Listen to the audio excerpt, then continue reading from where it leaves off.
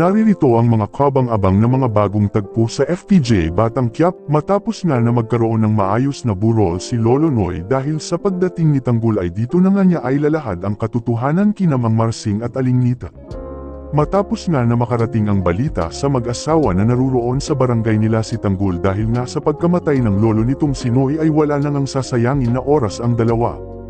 Agad-agad nga nila itong pupuntahan sa bahay ni Tess upang kausapin. Madadat na naman nila itong kasalukuyang nakikipag-away kay Rigor dahil alam naman itong ayaw na ngang makita ni Rigor ang kahit anino ni Tanggol. Kung kaya naman ay naghinti na lamang ng tamang tiyempo ang dalawa.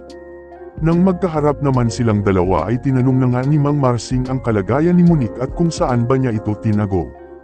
Dahil sa pagkakaalam nga ng mag-asawa ay iniligtas at nilayo ni Tanggol ang dalaga upang maitakas kay Ramon ng mga oras na yon.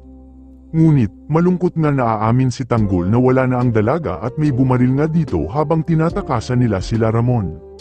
Dito din nalaman ng mag-asawa na Ramon pala ang tunay na pagkatao ni Alberto. Hindi nga naniniwala ang mag-asawa sa sinasabi ni Tanggol kung kaya naman ay nagalit pa ito sa kanya. Ngunit, nabigla ang mga ito lalo pa nang banggitin ni Tanggol na Olga ang pangalan ng tao na pumaslang kay Monique matapos nitong may makaengkwentro na tauhan ng mga Montenegro.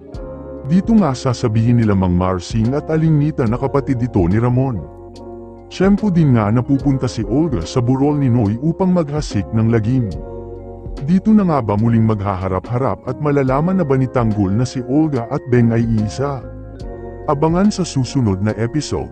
Upang patuloy na sumuporta sa FPJ Batang Quiapo ay panatilihing nakasubscribe sa aming YouTube channel. Yan ang dapat nating abangan dito sa FPJ's Batang Quiapo. Please like and subscribe our channel. Maraming salamat po.